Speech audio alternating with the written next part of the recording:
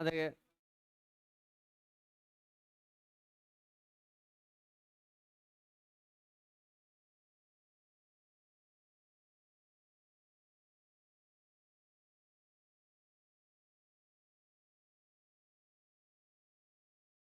दूसरा important chapter है atomic structure.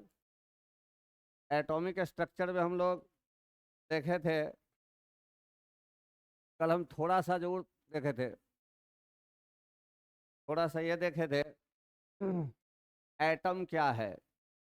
Atom क्या है तो इसके बारे में हम कल बताए थे कि किसी एलिमेंट का वह स्मॉलेस्ट पार्ट जिसका अपना फ्री एग्जिस्टेंस नहीं होता है लेकिन किसी भी केमिकल रिएक्शन में पार्टिसिपेट करता है, वह कहलाता है एटम। ठीक है। और मॉलिक्यूल के बारे में हम ये बात किए थे कि कंपाउंड का वह स्मॉलेस्ट पार्ट जिसका अपना फ्री एग्जिस्टेंस होता है लेकिन वह केमिकल रिएक्शन में पार्टिसिपेट नहीं करता है, उसको कहते हैं मॉलिक्यूल। और हम ये बात भी देखे थे कि अधिकांश जो रिएक्शन होता है उसमें दिखता है हमको लिखा हुआ रिएक्शन में मॉलिक्यूल ही। जैसे हम एग्जाम्पल दिए थे कि ये रिएक्शन जैसे है हमारे पास 2H2 + O2, ये बना रहा है 2H2O। ठीक है, 2H2 + O2 बना रहा है 2H2O। तो ये मॉलिक्यूल जो है, ये जो रिएक्शन है, इस रिएक्शन में हमको ये दिख रहा है कि दो molecule hydrogen, one molecule oxygen आपस में रिएक्शन करके दो मॉलिक्यूल वाटर बना रहा है। जबकि मॉलिक्यूल का हम लोग डिफिनीशन ये पढ़े थे कि ये रिएक्शन में पार्टिसिपेट नहीं करता है, लेकिन हमारे आँख को दिखता है कि यही पार्टिसिपेट कर रहा है। तो इसलिए हम कल रिएक्शन का कॉन्सेप्ट समझाने का प्रयास किए थे। रिएक्शन का कॉन्सेप्ट ये है कि किसी भी केमिकल रिएक्शन में हम कोई भी सब्सटेंस लेंगे तो उसका मॉलिक्यूलर फॉर्म में ही लेंगे, लेकिन रिएक्शन के होता कैसे है तो रिएक्शन करने से पहले वो मॉलिक्यूल्स आपस में टकराता है, कोलिजन करता है। कोलिजन के कारण ये जो बॉन्ड है H और H के बीच जो बॉन्ड है, ये बॉन्ड टूट जाता है। अब बॉन्ड टूटने के बाद बन गया एटम। ऑक्सीजन में भी जो O और O के बीच बॉन्ड है वो बॉन्ड टूट जाता है और टूटने के बाद बनता है एटम। माने कि जो रिएक्टेंट का मॉलिक्यूल्स हमने लिया था, किसी भी केमिकल रिएक्शन को कराने के लिए रिएक्टेंट लेते हैं और वो रिएक्टेंट अपने किस रूप में रहता है, मॉलिक्यूल के रूप में रहता है, तो मॉलिकुलर फॉर्म में रहता है। लेकिन जब वो लेते हैं रिएक्शन के लिए तो वो आपस में कोलिजन करना शुरू करता है। अब कोलिजन के कारण वो जो बॉन्ड है, जो मॉलिक्यूल जो बना हुआ था जिस बॉन्ड के कारण, वो बॉन्ड टूट जाता है और टूटने के कारण सारे मॉलिक्यूल्स कन्वर्ट हो जाते हैं एटम में, और तब फिर से ये एटम नया बॉन्ड बनाता है और तब प्रोडक्ट बनता है। तो इसलिए हमारे प्रोडक्ट बनाने के लिए रिस्पॉन्सिबल कौन होता है, एटम होता है। और इसलिए कहा जाता है कि atom participates in chemical reaction. Reaction में एटम पार्टिसिपेट करता है, मॉलिक्यूल पार्टिसिपेट नहीं करता। ये बात हम कल बताए थे। अब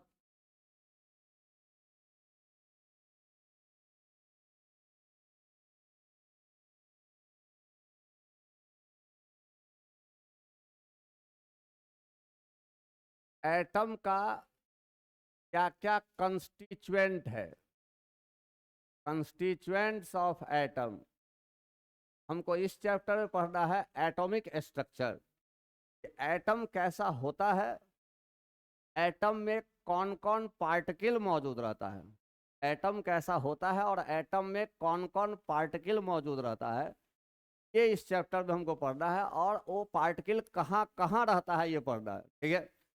और ये बहुत इंपॉर्टेंट चैप्टर है 12th पॉइंट ऑफ व्यू से, खासकर केमिस्ट्री के आगे के चैप्टर के पॉइंट। फिजिक्स में 12th में आता है क्वेश्चन, कितना क्वेश्चन आता है, दो या तीन आता ही है। कॉम्पिटेटिव एग्जाम में कम से कम एक क्वेश्चन आता है। केमिस्ट्री का कोई भी चैप्टर 11th रही है, ये बात तो पहले माथा में सेट कर। अब आपको सेट करने का समय आ गया है। लोग जब मैट्रिक पास करता है तो खाली घूमता रहता है जैसे केमिस्ट्री 11th कुछ माथा में सेट कर लीजिए। द कंस्टिट्यूएंट्स ऑफ एटम के बारे में आपको पहले से जानकारी है। दो तरह का कंस्टिट्यूएंट होता है, एक होता है मेजर कंस्टिट्यूएंट और दूसरा होता है minor constituent. Minor constituent,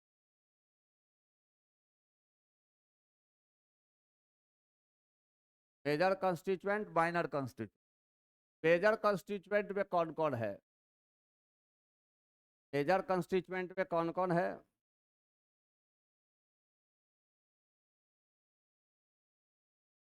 electron, proton and neutron are major constituent of atom.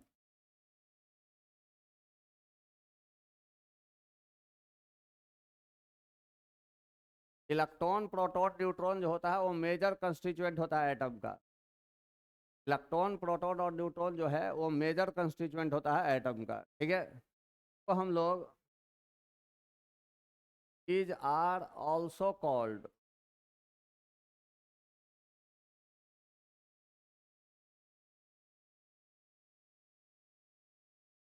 fundamental particle।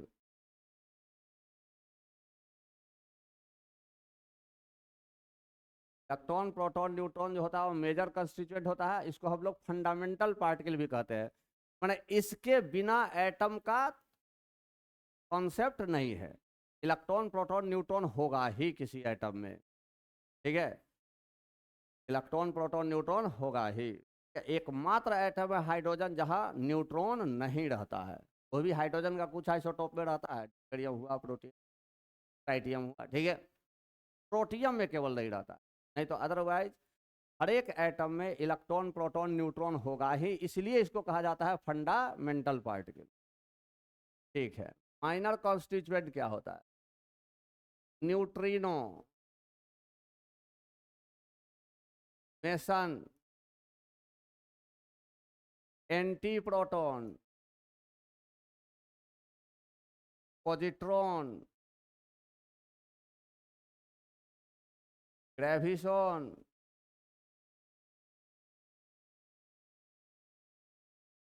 Etcetera are minor constituent of atom.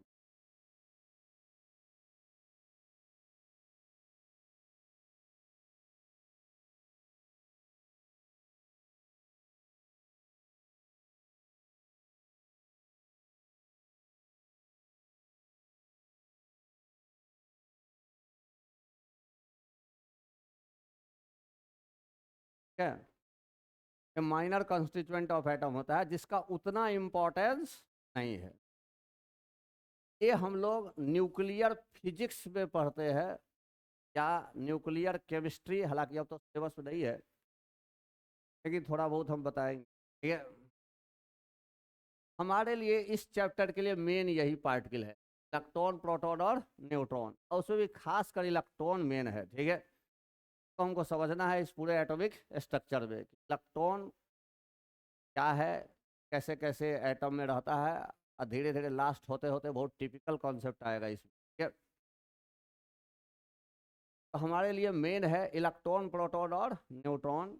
Electron, proton और न्यूट्रॉन के बारे में हमको समझना है कि एटम कैसा होता है और उसमें ये इलेक्ट्रॉन, प्रोटॉन और न्यूट्रॉन कहाँ कहाँ रहता है। इस सभी से पहले हमको जानना होगा आप सबसे पहले कि डिस्कवरी ऑफ इलेक्ट्रॉन कैसे हुआ था। कहाँ से कहानी का शुरुआत करेंगे, तो आप लोग थोड़ा बहुत पढ़े भी हो जाएगा, ठीक है। डिस्कवरी ऑफ इलेक्ट्रॉन कैसे हुआ था, कैसे पता चला कि, सबसे पहले तो पता चला था कि एटम ही सबसे छोटा पार्टिकल है। अब तो क्वार्क, लेप्सॉन तक चला गया है, तो आपके सिलेबस में नहीं है, आपके सिलेबस में इलेक्ट्रॉन है, प्रोटॉन, न्यूट्रॉन तक। अब तो वो इलेक्ट्रॉन भी बना होता है क्वार्क के मिलने से, क्वार्क भी बना होता है लेप्सॉन के मिलने से, ठीक है। जानना नहीं, ठीक है, आपको जहाँ तक जानना है उतना ही जानिए, ना ही जानने में बहुत बात है। तो इलेक्ट्रॉन का खोज कैसे हुआ था? जे थॉमसन नाम का आदमी था, हिस्ट्री उस्ट्री से जरूरत नहीं है, लेकिन थोड़ा थोड़ा हम,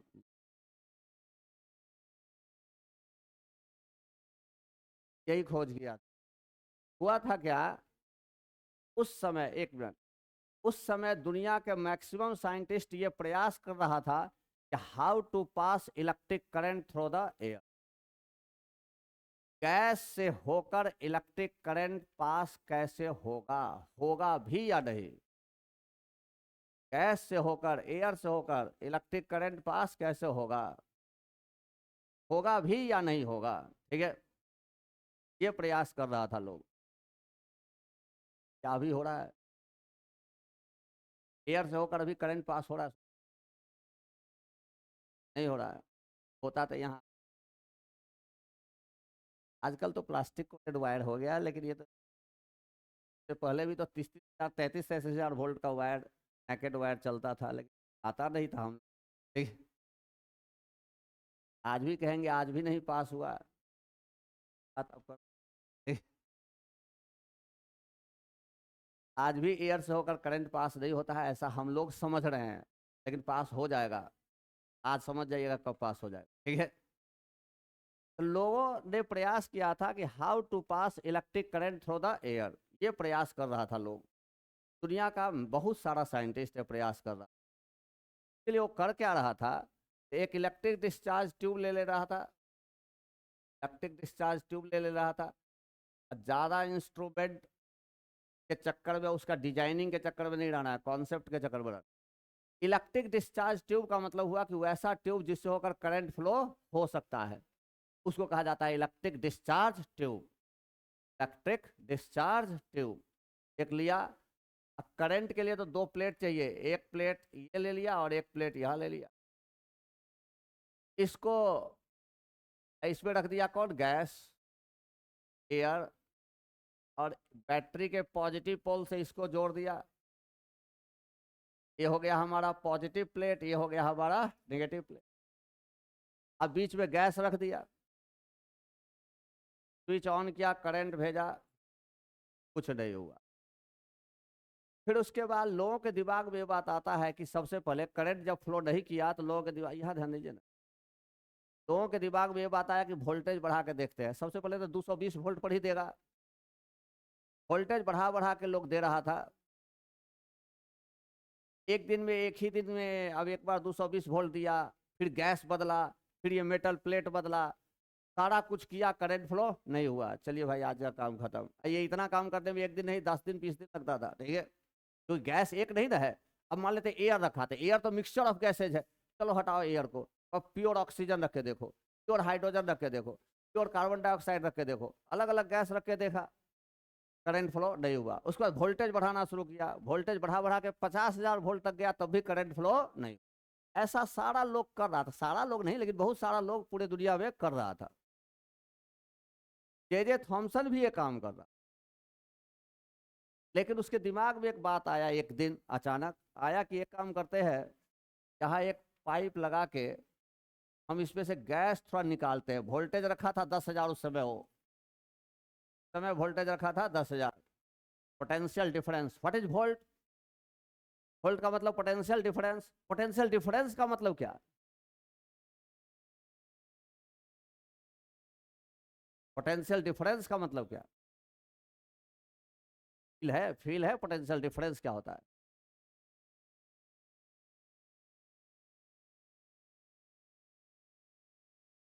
पोटेंशियल डिफरेंस का यूनिट वोल्ट सबको मालूम है, लेकिन ये पोटेंशियल डिफरेंस वोल्ट है, ये पोटेंशियल डिफरेंस है क्या? चैप्टर में सब कहाँ?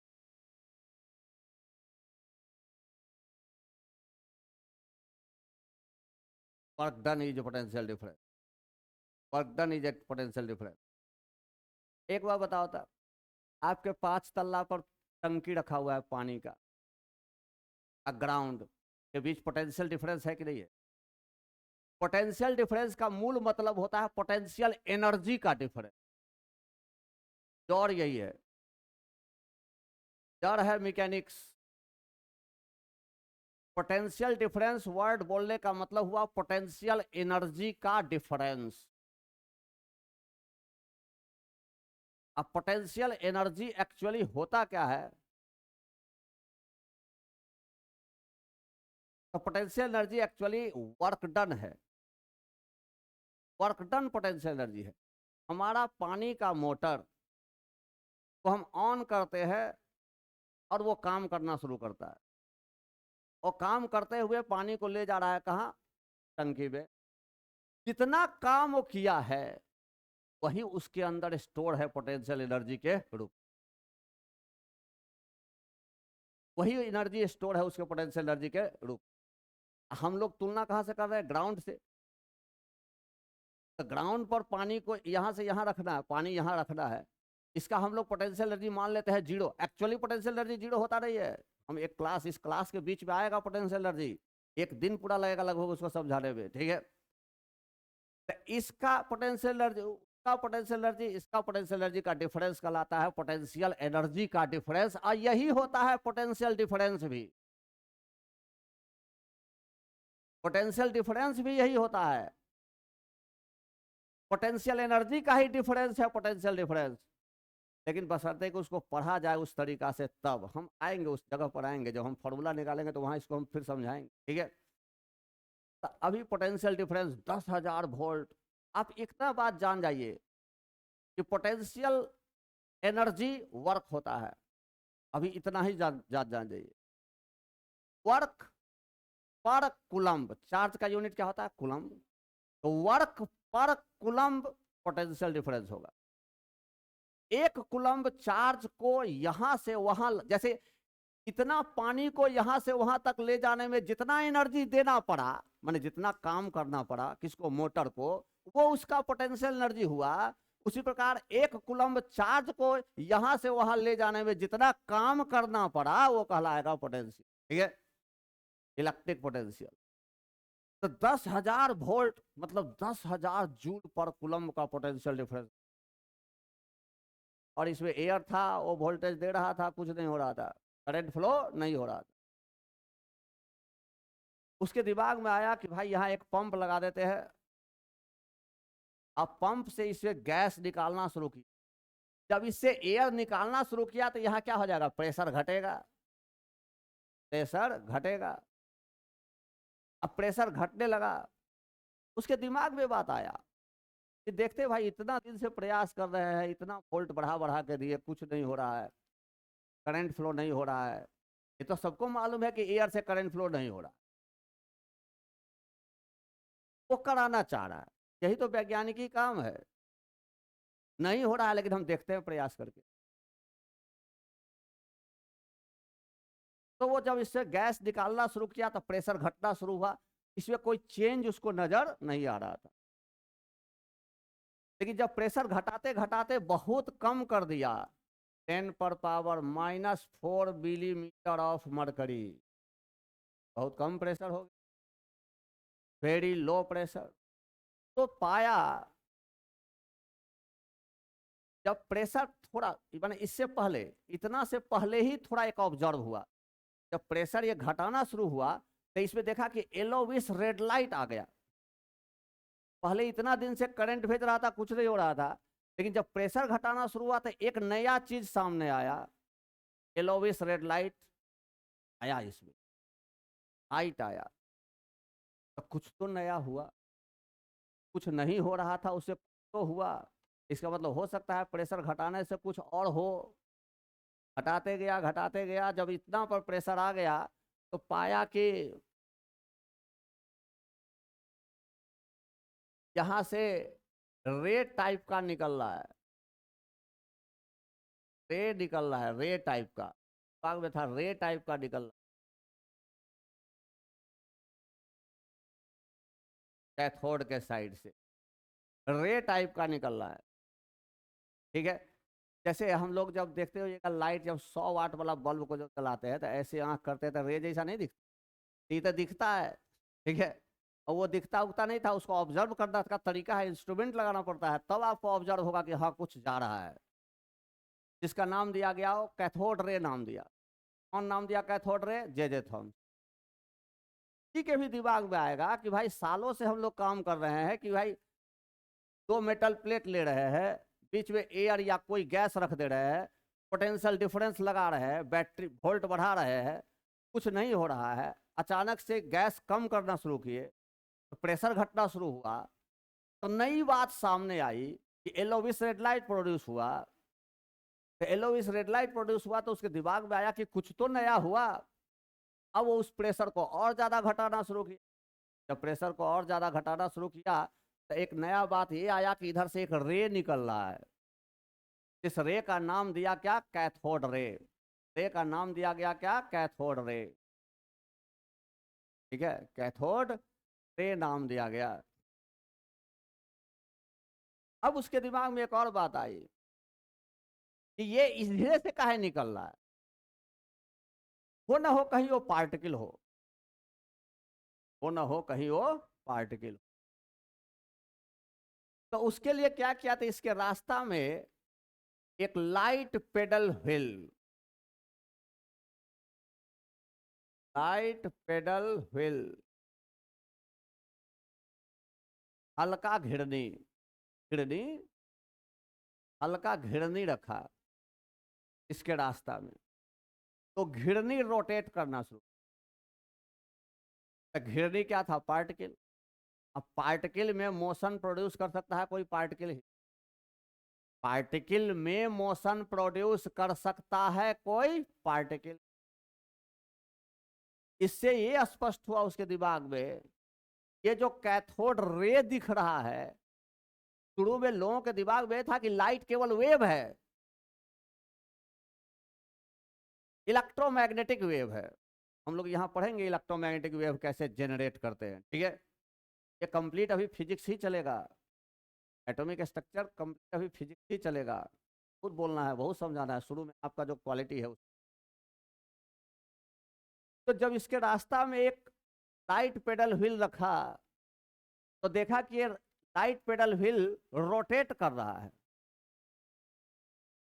ये घिरनी जो है, लाइट पेडल व्हील का मतलब हल्का घिरनी, ये पार्टिकल है।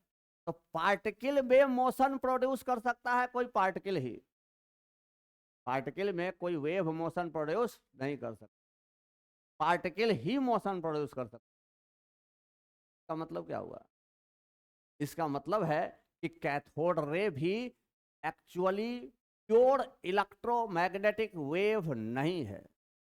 These are a stream of particle. Stream माने पार्टिकल का एक धारा है। अगर पार्टिकल नहीं होता तो एक घिरनी नहीं नाचता, एक घिरनी नाचने लगा, इसका मतलब इसमें पार्टिकल है, कैथोड रे में पार्टिकल है। These are streams of particle, ये पार्टिकल का एक धारा है।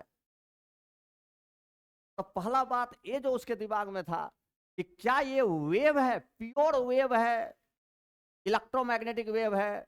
नहीं भाई, ये पार्टिकल है। कैसे पता चला? तो एक हल्का घिरनी रख के देखा तो रोटेट करना शुरू किया। तो पार्टिकल अगर है तो क्या इस पर कोई चार्ज भी है?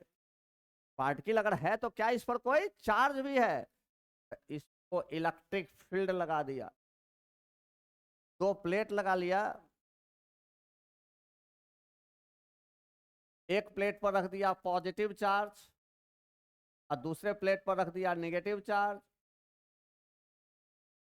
अगर ये न्यूट्रल होगा तो सीधा इधर से इधर जाएगा, अगर इस पर कोई चार्ज पार्टिकल होगा, अगर पॉजिटिव चार्ज होगा तो नेगेटिव प्लेट की तरफ झुकेगा, अगर नेगेटिव चार्ज होगा तो पॉजिटिव प्लेट की तरफ झुकेगा,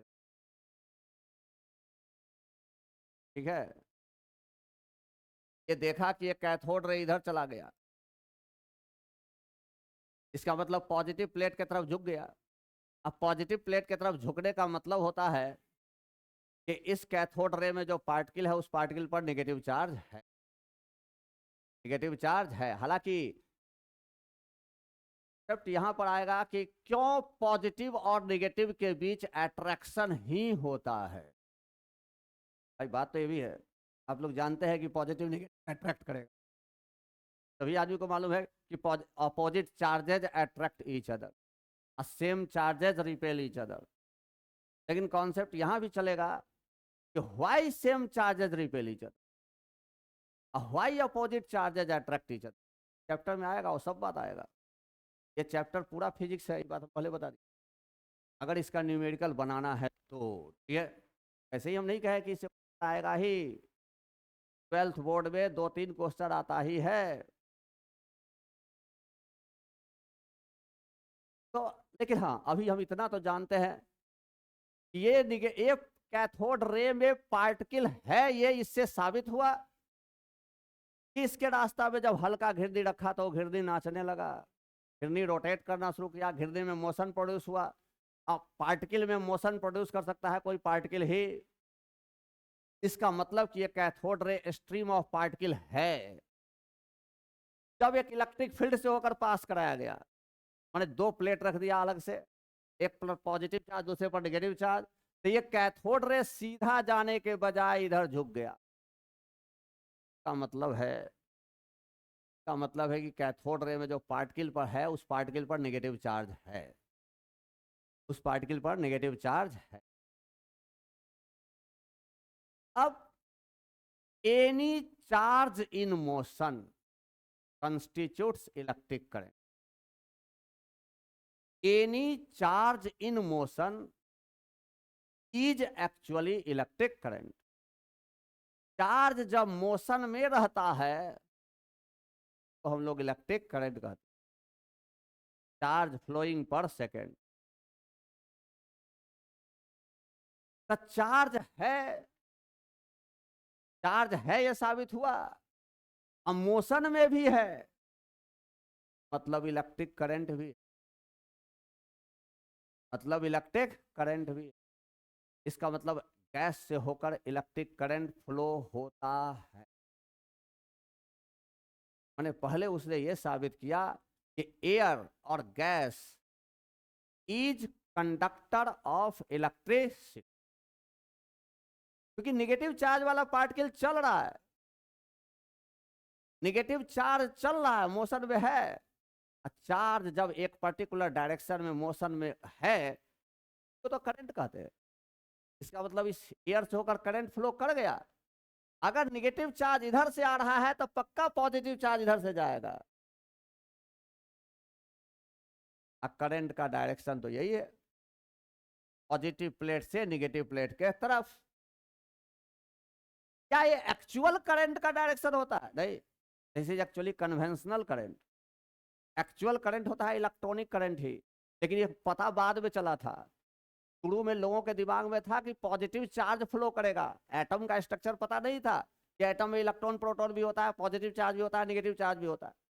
लोगों ने जब इलेक्ट्रिक करंट का कॉन्सेप्ट डेवलप किया था तो उस समय सीधा किया था पॉजिटिव चार्ज का फ्लो का डायरेक्शन को करंट कहते हैं। लेकिन पॉजिटिव चार्ज एक्चुअली फ्लो करता ही नहीं है किसी सॉलिड में। अरे कोई भी सॉलिड है तो एटम के मिलने से बना हुआ है ना, तो एटम का न्यूक्लियस फ्लो करता है क्या? क्या एटम, क्या तार, तांबा का तार जो हमारे यहाँ है, तो तांबा का एटम यहाँ से वहां जा रहा है? वो तो नहीं फ्लो करता है, एक्चुअली वो तो इलेक्ट्रॉन फ्लो करता है। ये बाद में पता चला, इसलिए डायरेक्शन उल्टा अभी तक किया नहीं गया है, नाम बदल दिया कन्वेंशनल करंट। क्योंकि अगर वो डायरेक्शन उल्टा करेगा तो जितना सैटेलाइट गया हुआ है सबका रीडिंग उल्टा हो जाएगा। ठीक है, फर्क नहीं पड़ा, ठीक है, नहीं तो फर्क पड़ जाएगा, सारा सिस्टम उल्टा हो जाएगा। इसलिए लोगों ने नाम दिया इसको कन्वेंशनल करंट। बहुत गहराई की बात है सब है, अब पढ़िएगा जैसे जैसे चलेगा। ठीक है, लेकिन अभी हम एक बात, इलेक्ट्रॉन का खोज जब हुआ, जब ये पार्ट जे थॉमसन एक्सपेरिमेंट कर रहा था, तो उस समय उसके दिमाग में आया कि भैया यहां से पता चला, उसको दिमाग में क्या है पता चला कि कैथोड रे जो निकल रहा है निगेटिव प्लेट के डायरेक्शन से निकल रहा है और जा रहा है पॉजिटिव प्लेट के डायरेक्शन में। तो उसके दिमाग में दो बात जरूर आ गया कि ये इलेक्ट्रोमैग्नेटिक वेव तो नहीं है, साबित लेकिन करना होगा, सीधे बोल देने से नहीं हो। उसके लिए उसने एक लाइट पेडल व्हील रखा, लाइट पेडल व्हील जब नाचने लगा मतलब उसमें मोशन प्रोड्यूस हो गया, तो ये साबित हुआ कि भैया ये जो कैथोड रे है इसमें पार्टिकल मौजूद है, ये जो कैथोड रे है उसमें पार्टिकल मौजूद है। अब उस पर कोई चार्ज है या नहीं, तो इसको साबित करने के लिए उसको इलेक्ट्रिक फील्ड से पास कराया, तो पॉजिटिव प्लेट की तरफ डेविएट किया, विचलित हुआ, पॉजिटिव प्लेट की तरफ चलना शुरू कर दिया। इसका मतलब उस पर निगेटिव चार्ज है, और निगेटिव चार्ज है तो इसका मतलब निगेटिव चार्ज वाला पार्टिकल मोशन कर रहा है इधर। तो भले ही हम इस समय ऑब्जर्व कर नहीं पा रहे हो, लेकिन पक्का पॉजिटिव चार्ज इधर चल रहा होगा, हम ऑब्जर्व नहीं कर पा रहे। और इसका मतलब यह हुआ कि करंट कंडक्ट हुआ, air is conductor of electricity. यह साबित उसने कर दिया कि एयर कंडक्टर ऑफ इलेक्ट्रिसिटी है, गैस से होकर करंट फ्लो होगा, लेकिन किस कंडीशन में होगा? Very low pressure, very high voltage. हमारे यहाँ तो नेकेड वायर से करंट जा रहा था, यहाँ क्यों नहीं आ रहा है? यहाँ प्रेशर बहुत ज्यादा है, 1 एटमॉस्फेयर प्रेशर है, 760 mm ऑफ Hg हमारे और तार के बीच जो एयर है इसका प्रेशर है। अगर उस प्रेशर को घटा के इतना कर दिया जाए तो वहां से यहाँ आ जाएगा। ठीक है, वो वहां से यहाँ आ जाएगा, आने की भी जरूरत नहीं है, घरे में है। आप पोल पर से आने की जरूरत नहीं है, घरे में है। ठीक है, एयर कंडक्ट करता है इलेक्ट्रिसिटी को। Gases are conductor of electricity but at very low pressure and high voltage. क्योंकि हमारे एयर का प्रेशर हमारे एटमॉस्फेयर में 1 एटमॉस्फेयर है 760 mmHg है, इसलिए हम लोग बचे हुए, हम लोग उस एनर्जी का फायदा उठा रहे हैं। ठीक है, तो इसलिए पहला बात तो ये साबित किया कि हम या गैस से होकर करंट फ्लो होगा, कंडीशन होना चाहिए लो प्रेशर एंड हाई वोल्ट।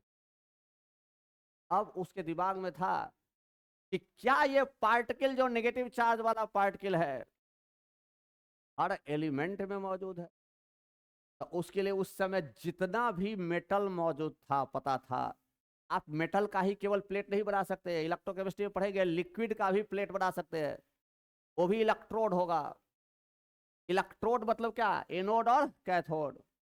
अभी आप लोग जान रहे होइएगा कि पॉजिटिव प्लेट को एनोड बोलते हैं और नेगेटिव प्लेट को कैथोड बोलते हैं। अभी आप ये जान रहे होइएगा, एक्चुअली ये कोई फिक्स बात नहीं है। एक्चुअली हम पॉजिटिव को भी कैथोड बोल सकते हैं, होता भी है, लेकिन इस सब के लिए चैप्टर आना है 11 12, इसीलिए कहा जाता है बहुत सीरियस चीज है। अभी तो आप लोग जो पढ़ते हैं सीधे positive plate anode, negative plate cathode है भी, लेकिन एक लिमिट तक। एक लिमिट के बाद पॉजिटिव वाला ही हो जाता है कैथोड, नेगेटिव वाला ही हो जाता है एनोड। ठीक है, तो जितना एलिमेंट मालूम था सबको बदल बदल के प्लेट बनाया, जितना भी गैस पता था सबको रखा, कंडीशन खाली है दोनों, कंडीशन लो प्रेशर और हाई वोल्टेज। सब में ये बात आया, सब में कैथोड रे आया, सब में निगेटिव चार्ज पार्टिकल आया। इसका मतलब ये निगेटिव चार्ज वाला पार्टिकल एक ऐसा पार्टिकल है कि जो इस नेचर में मौजूद सभी एलिमेंट के अंदर मौजूद है, और इसीलिए इसको कहा जाता है फंडामेंटल पार्टिकल। और इस फंडामेंटल पार्टिकल का नाम उसने दिया था क्या, इलेक्ट्रॉन। क्या नाम दिया था, इलेक्ट्रॉन। इस प्रकार इलेक्ट्रॉन का डिस्कवरी हुआ था। समझ में, तो लिखने की जरूरत नहीं है, केवल ये सब लिख लीजिए, हो गया।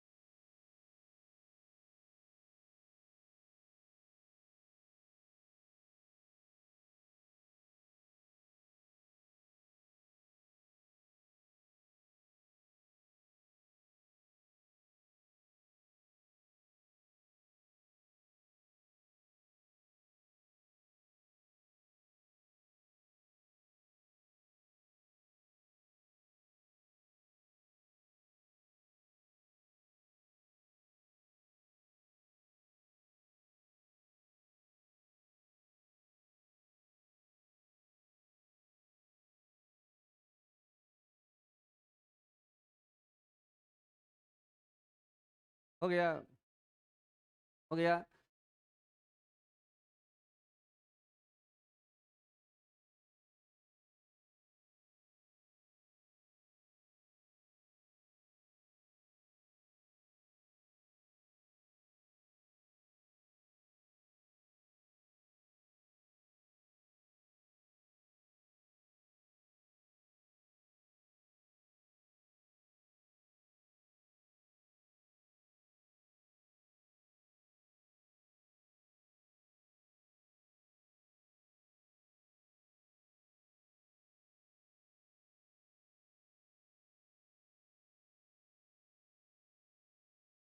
हो गया,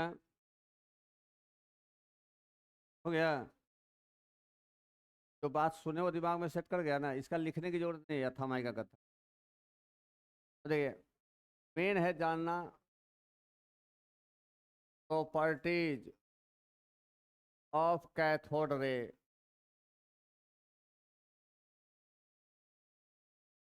प्रॉपर्टीज ऑफ कैथोड रे, पहला है, ये भी आप लोग बहुत जानते होइएगा, उतना ज़्यादा नहीं जानना है, जो ज़रूरत है उतना ही अभी जानना है, ठीक है। मेन काम है कॉन्सेप्ट समझ, ठीक है। पहला देखो था, कैथोड रे क्या है? स्ट्रीम ऑफ पार्टिकल्स है, स्ट्रीम ऑफ पार्टिकल्स है। और वो चलता है कैसे? स्ट्रेट लाइन में। वो तब तक स्ट्रेट लाइन में चलेगा जब तक कोई इलेक्ट्रिक फील्ड से होकर उसको पास नहीं कराया गया हो। इलेक्ट्रिक फील्ड से पास कराने पर ही वो डेविएट होता है।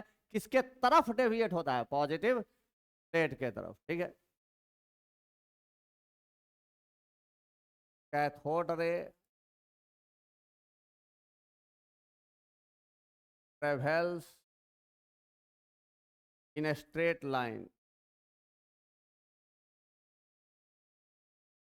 in a straight line, but when it is passed, so electric field, electric field, then it gets deviated towards negative plate, positive plate, positive plate की तरफ ये डेविएट हो जाता है। जब इसको इलेक्ट्रिक फील्ड होकर पास कराते हैं तो ये पॉजिटिव प्लेट की तरफ डेविएट हो जाता है।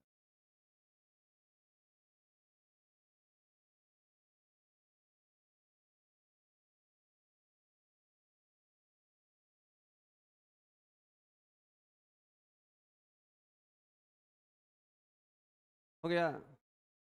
जब इसको इलेक्ट्रिक फील्ड से होकर पास कराते हैं, जैसे यहाँ ये दो प्लेट ले लिए, एक पर है पॉजिटिव चार्ज और दूसरे पर है निगेटिव चार्ज। ये हमारा हो गया कैथोड रे।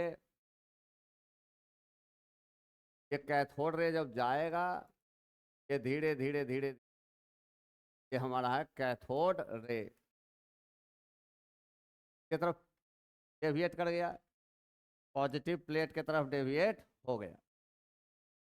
लेकिन जब तक इलेक्ट्रिक फील्ड से होकर पास नहीं कराए हैं तब तक ये सीधा जाता है, तब तक ये आ जाता है।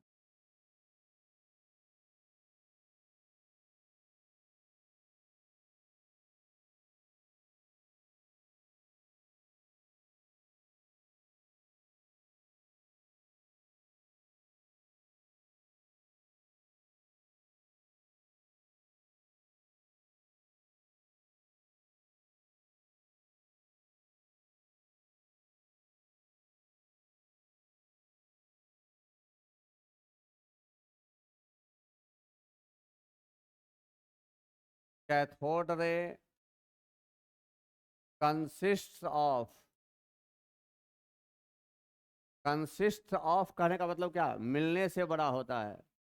निगेटिवली, निगेटिवली हम ऐसे लिखते हैं, माइनस साइन लगा दिए, negatively charged particle,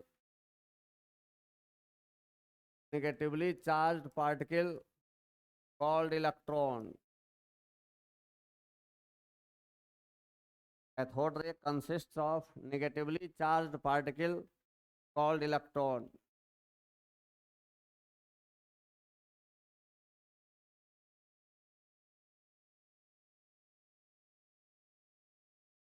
called electron. Cathode ray negative charge particle के मिलने से बना होता है, जिसको हम लोग इलेक्ट्रॉन बोलते हैं, ठीक है, इलेक्ट्रॉन बोलते हैं। इलेक्ट्रॉन पर क्या होता है? नेगेटिव चार्ज होता है। Electron has unit negative charge, unit negative charge. Unit का मतलब क्या हो गया? यूनिट चार्ज का मतलब होता है ई। यूनिट चार्ज का मतलब क्या होता है? ई। हम एक सवाल बताए थे मोल कॉन्सेप्ट में। यूनिट, 1 यूनिट चार्ज का मतलब क्या हो गया? ई। और इस ई को बोलते हैं 1.6 इंटू 10 पर पावर -19 कूलम्ब। लेकिन इलेक्ट्रॉन पर कौन चार्ज है? यूनिट चार्ज केवल नहीं बोल रहे, यूनिट नेगेटिव चार्ज बोल रहे।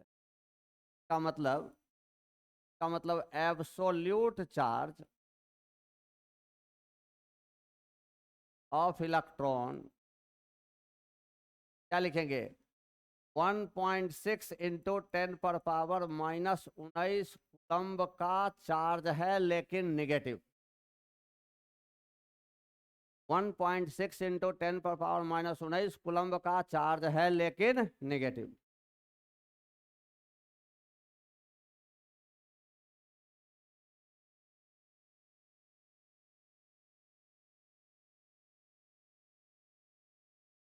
ठीक है।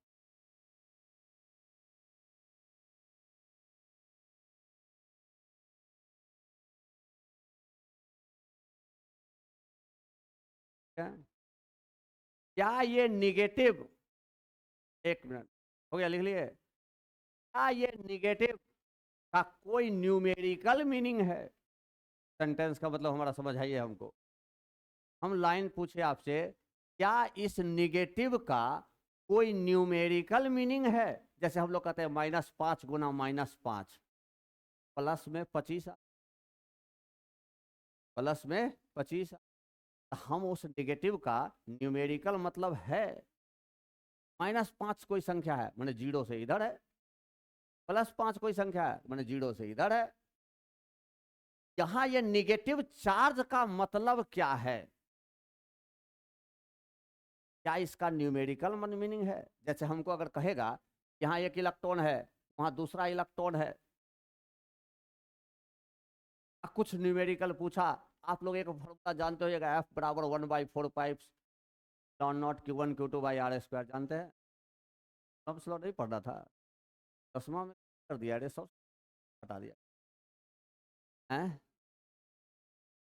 खैर कोई बात नहीं, वो यहाँ तो उसका बहुत काम आएगा, हम बताएंगे। देखो, अरे कोई बात नहीं, यहाँ बताइए करेंगे।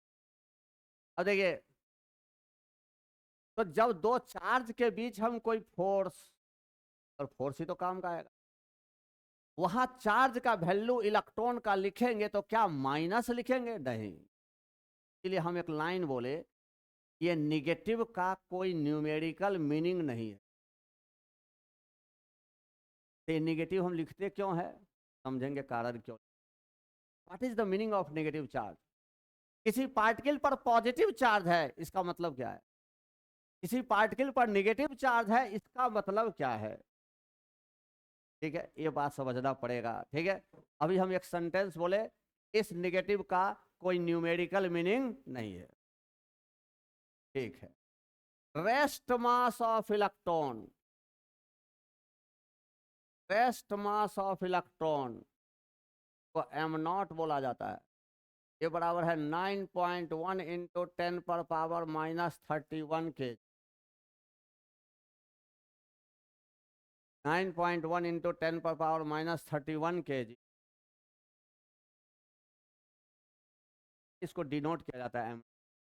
रेस्ट मास ऑफ इलेक्ट्रॉन को डिनोट किया जाता है m0 से। ये बराबर होगा 9.1 इंटू 10 पर पावर -31 kg।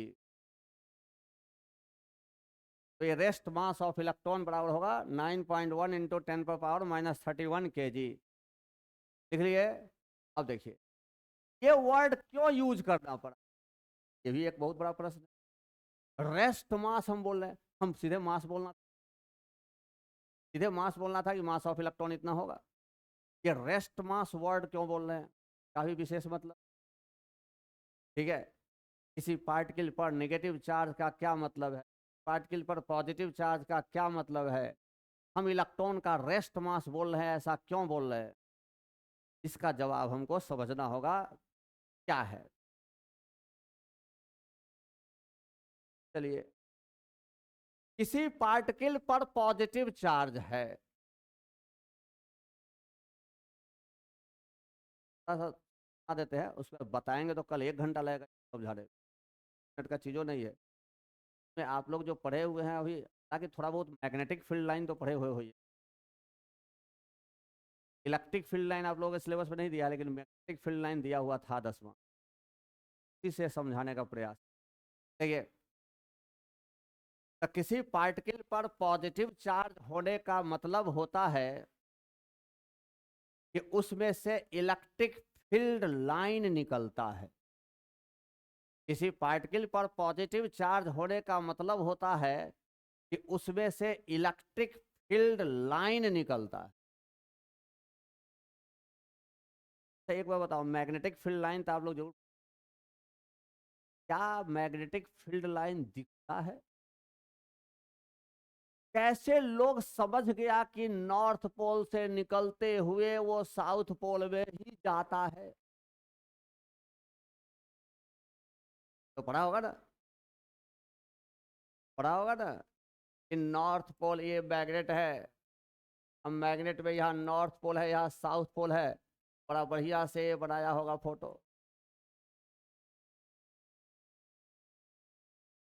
फिर यहाँ से बनाया होगा फोटो, उतना अच्छा फोटो हम नहीं बना सकते।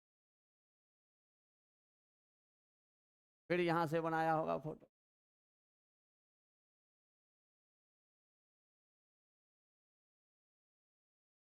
ऐसा बनाया होगा ना? कैसे समझा? कैसे कोई आदमी समझ गया कि नॉर्थ से निकल के साउथ में ही जाएगा?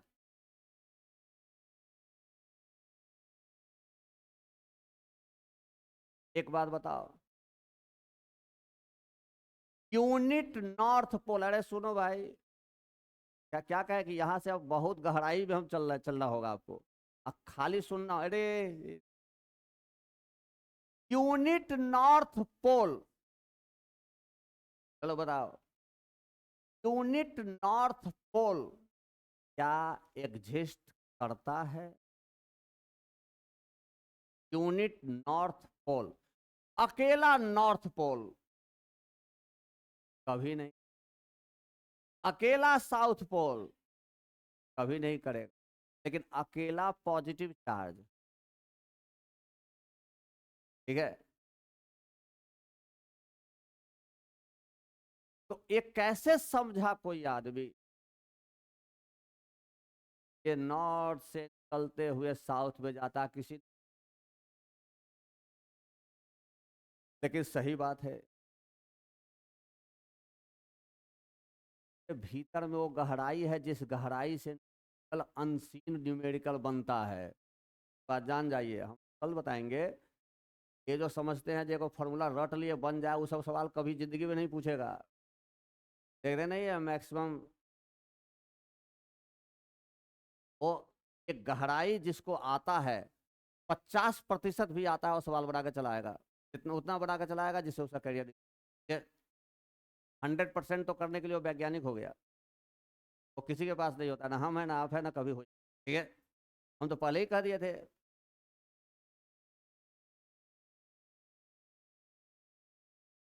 इसलिए हम इस बात को कल समझने का प्रयास करेंगे, 1 दिन में समझे, 2 दिन में समझे, लेकिन समझने का प्रयास करेंगे, क्योंकि इसी से सारा खेला डिपेंड करता है न्यूक्लियस पर।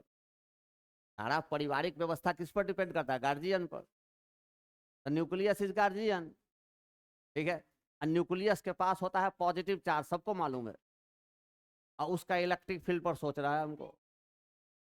अब कल से इसका क्लास, कल का क्लास खासकर बहुत गहराई वाला होगा।